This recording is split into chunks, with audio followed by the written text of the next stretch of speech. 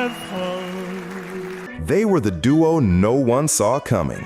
One, a shy tenor with opera house dreams, the other, a confident musical theater hopeful with a voice like velvet. When Jonathan Antoine and Charlotte Giaconelli first stepped onto the stage of Britain's Got Talent, few expected the kind of seismic impact they would deliver. But within minutes, the judges' doubts evaporated. The audience fell silent, and a standing ovation marked the beginning of something unforgettable. Yet behind the applause, cameras, and viral fame, a more complicated story was unfolding, one of resilience, rejection, fierce loyalty, and eventually an unexpected split. They had the world at their feet, a £1 million record deal, and adoring fans across continents. So why did this seemingly perfect partnership come to an end? In this report, we trace the rise and fall of Jonathan and Charlotte, from high school classmates to international sensations, and the bittersweet road that took them in separate directions.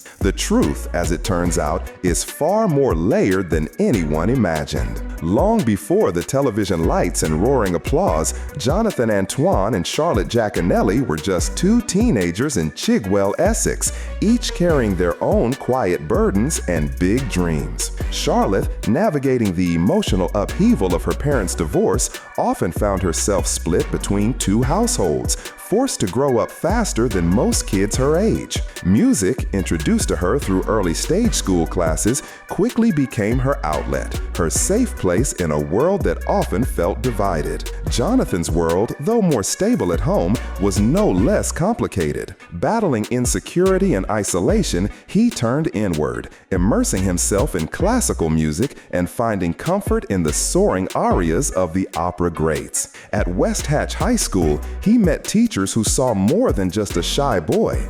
They saw raw, untamed talent. Encouraged by mentors like Jeanette Brown and Jenny Ewington, Jonathan began to develop the voice that would later stop a nation in its tracks. Despite attending the same school, Jonathan and Charlotte didn't immediately click. It wasn't fame or ambition that brought them together, it was a wedding. Their teacher, Jeanette Brown, needed performers for her special day and paired them up to sing The Prayer, a hauntingly beautiful duet that would later become their signature. No stage, no cameras, just two teens standing side by side, harmonizing for a beloved teacher. In that moment, something clicked. Not just musically, but emotionally. A bond was formed. Neither could have guessed that years later, that same song and that same pairing would launch them into the public eye and into each other's lives in ways that would be both extraordinary and deeply challenging. When Jonathan and Charlotte stepped onto the stage of Britain's Got Talent in 2012, the audience didn't quite know what to make of them.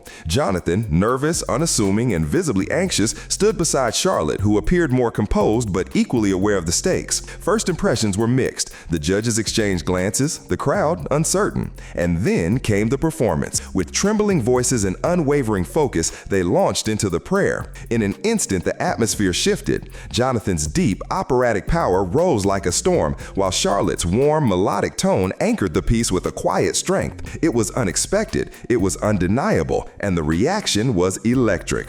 The audience erupted. The judges stared in stunned silence. And yet, amid the praise came a moment that would ignite controversy. Simon Cowell, never one to shy away from blunt commentary, delivered a jaw-dropping suggestion. Jonathan, he claimed, would be better off without Charlotte. His reasoning? Jonathan's voice, he argued, was stronger, more commercially viable. It was a statement that left viewers and Charlotte herself reeling. But rather than fracture, the pair stood firm. Jonathan refused to leave his friend behind, and Charlotte, despite the sting of public criticism, stood proudly beside him. It was a turning point, the kind of raw, unscripted moment that reality television rarely delivers with such honesty. And just like that, the duo, still just teenagers, became more than contestants. They became symbols of loyalty in an industry that often rewards selfishness. The judges had underestimated them, the public had embraced them, and the stage was now theirs. After that fateful audition, everything changed. The duo that judges had doubted and been nearly divided, returned stronger than ever. They rebranded themselves as Jonathan and Charlotte, a subtle but powerful shift that symbolized unity, resilience, and a growing public identity that was now impossible to ignore. Through the next stages of Britain's Got Talent, they continued to silence critics. At the semifinals, their rendition of Caruso stunned the audience and brought the panel to its feet. Even Simon Cowell, who once advised a split, reversed his opinion, publicly admitting that Charlotte, far from holding Jonathan back, elevated the performance to something extraordinary. It was a moment of redemption, not just for Charlotte, but for the bond they had refused to abandon. Each note they sang on stage wasn't just a performance, it was a statement, a reminder that friendship could triumph over pressure and that harmony wasn't just musical, it was personal. Still, even with their momentum growing and their fan base swelling, the final didn't end the way many expected. They placed second, narrowly losing to a dancing dog act, Ashley and Pudsey. A surprising twist for a duo that had just redefined what young classical music talent could look like on mainstream television. But if the trophy had eluded them, something even bigger was already in motion. A wave of public affection, critical acclaim, and industry interest had begun. The real competition wasn't on TV anymore. It was in the world beyond it. They may have missed the crown, but they walked away with something far more valuable, a future. Just weeks after Britain's Got Talent ended, Simon Cowell, known for turning raw talent into global phenomena, stepped in with a 7-figure offer. His label, Psycho, signed Jonathan and Charlotte to a £1 million record deal, solidifying them not just as a duo, but as artists ready for the international stage. Their debut album, Together, hit shelves on September 24, 2012, in the UK and a month later in the United States. The track list was a carefully curated blend of new material and powerful covers, including their beloved signature, The Prayer. Backed by renowned producer Graham Stack, known for his work with pop-era stars like G4, the album resonated immediately. Within just 2 days of release, it soared to number 5 on the UK albums chart, a staggering feat for two teenagers fresh out of school. The industry took note, and so did television. ITV released a behind-the-scenes documentary chronicling the whirlwind rise of the duo, from school choir rehearsals to global press tours. The film showcased not just their voices, but their personalities, families, and vulnerabilities. Audiences watched as Jonathan and Charlotte traveled to Italy and France, met musical mentors, and continued their education in the spotlight. But behind the polished production and chart success, something else was beginning to brew. Beneath the smiles and duets was the earliest sign of change, one that would quietly grow louder with time. As the spotlight intensified, so did the question, could this perfect partnership survive the demands of fame? Their success seemed unstoppable, but behind the harmony, the notes were beginning to drift apart. In 2013, Jonathan and Charlotte released their second album, Perhaps Love, a project that, on the surface, followed the same winning formula as their debut. But for those paying close attention, the differences were impossible to ignore. Unlike their first record, this album included individual solo tracks, selections where each singer performed alone. It was a quiet shift, one that hinted at emerging artistic independence. Charlotte herself described the album as more unpredictable, suggesting a subtle deviation from the blueprint that had first made them famous. Industry observers noticed it, so did fans. Whispers began circulating. Was the duo preparing to part ways? Were the solo features a test run for life beyond the partnership? The speculation simmered online, but publicly, Jonathan and Charlotte stayed silent. No drama, no feuds, just two artists continuing to perform, tour, and smile for the cameras. Still, even the most devoted supporters could feel the shift. There was a new distance, not in their vocals, but in their energy. Interviews became more guarded, joint appearances felt slightly more formal, and as the spotlight intensified, so did the emotional weight of sharing it. What began as a pairing built on friendship was slowly transforming into two separate careers waiting to take shape. All that was needed was a catalyst, and it wasn't long before the music industry delivered one. In 2014, what fans had feared and critics had predicted finally came to pass. Jonathan and Charlotte announced their split, not with scandal or bitterness, but with a composed joint statement. After 2 albums, countless interviews, and global recognition, the duo was going their separate ways. The music world was stunned, not because a split was unheard of, but because this one seemed so peaceful, so inevitable. Behind the scenes, it was a matter of opportunity. Sony Classical had stepped in, offering each artist a lucrative solo deal, reportedly valued at £1 million apiece. The message was clear. Both Jonathan and Charlotte had the talent to stand alone, and this time no one was being asked to step aside. The reaction was swift and deeply emotional. Fans flooded social media with messages of heartbreak and nostalgia. Many had grown attached to the bond between the two, an unshakable friendship that had once defied Simon Cowell's advice and captured the public's affection. But just as quickly, hope turned to curiosity. What would Jonathan sound like on his own?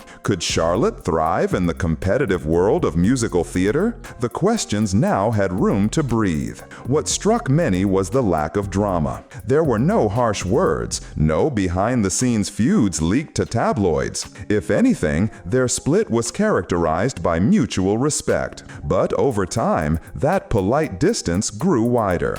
Interviews revealed that the two no longer spoke regularly. The partnership that once symbolized loyalty now became a closed chapter, fondly remembered but firmly in the past. And yet, for both singers, the future was just beginning. While many assumed Jonathan would be the breakout star post-split, it was Charlotte Giaconelli who made the first solo move. Just months after their parting, she released her debut studio album, Solitaire, in June 2014. The record showcased a more theatrical, expressive sound, true to Charlotte's roots in musical theater. Critics responded warmly, praising her ability to hold her own and step confidently into the spotlight. But for Charlotte, music was just one piece of a larger vision. She began speaking openly in interviews about her dream of performing on the West End, London's historic theater district. Determined to sharpen her skills, she enrolled at Arts Ed, one of the UK's premier drama schools. 4 years later, in 2018, that dream came full circle. Charlotte made her official West End debut as part of the original UK cast of Heathers the musical, proving that her stage ambitions were not just talk, they were talent-backed. She followed it up with roles in productions like the Royal Shakespeare Company's The Boy in the Dress and Into the Woods at Theatre Royal Bath, cementing her place in the theater world not as a former reality show star, but as a serious performer. Beyond the stage, Charlotte has emerged as a passionate advocate for representation and mental health in the performing arts. She's used her platform to call for increased support and counseling for actors, highlighting the emotional toll that theater can take. She's also become a champion for body positivity, urging the industry to embrace performers of all shapes and sizes without judgment. Today, Charlotte remains active, performing, posting updates on social media, and using her voice both literally and figuratively to push for change. The teenager once dismissed as holding someone back has become a woman leading her own movement. While Charlotte made waves on the stage, Jonathan Antoine launched into a solo career that quickly surpassed expectations. In October 2014, just months after Solitaire, he released his debut album, Tenor. It was a triumphant declaration of independence, blending classic arias with cinematic flair. The reception was overwhelming. Critics lauded his vocal maturity, while fans praised the emotional depth of his performances. The album wasn't just successful, it was a signal. Jonathan was no longer just part of a duo, he was a star in his own right. The following years solidified that status. His sophomore release, Believe, arrived in 2016 and earned similarly glowing reviews.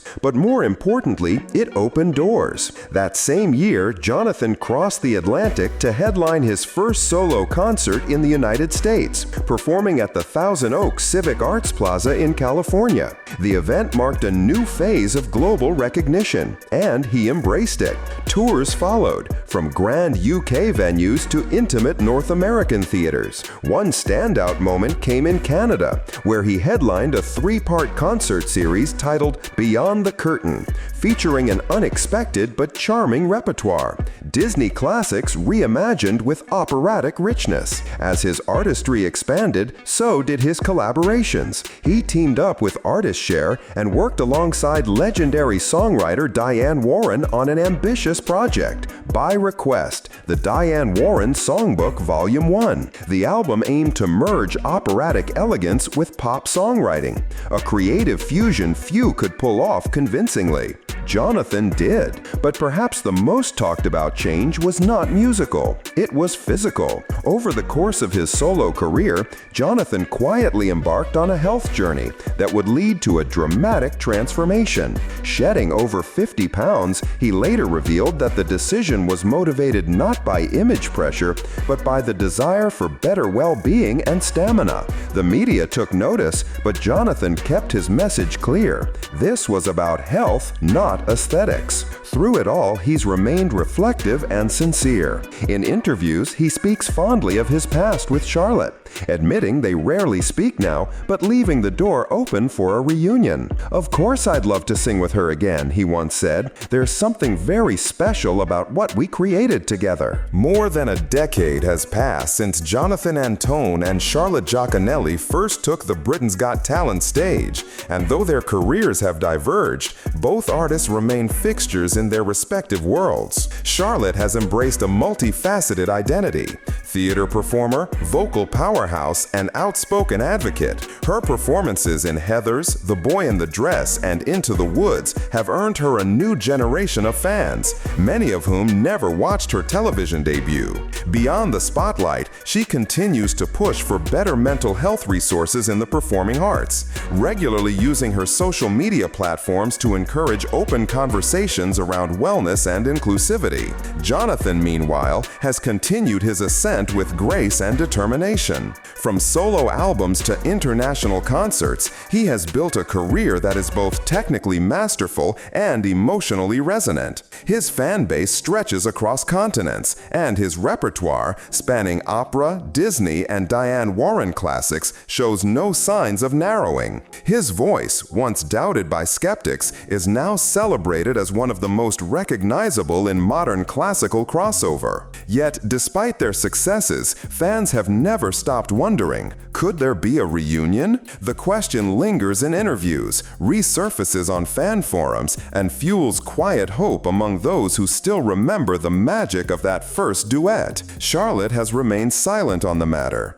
Jonathan, ever the open-hearted performer, has expressed a willingness to reconnect. He's admitted that they've grown apart over the years, but hasn't closed the door on the possibility of singing together once more, if the moment feels right. For now, they walk separate paths, but the echoes of their partnership still ring loud for fans who watch them grow up, fall apart, and flourish. Their journey began with a simple school duet performed for a teacher's wedding. It ended, at least professionally, with two solo careers that have flourished in separate worlds. Jonathan and Charlotte never set out to become household names. They didn't chase fame. They didn't manufacture a narrative. They simply stood together on a stage, sang from the heart, and let the music speak. What followed was extraordinary: standing ovations, critical acclaim, sold-out records, and performances around the world. But perhaps more remarkable than their success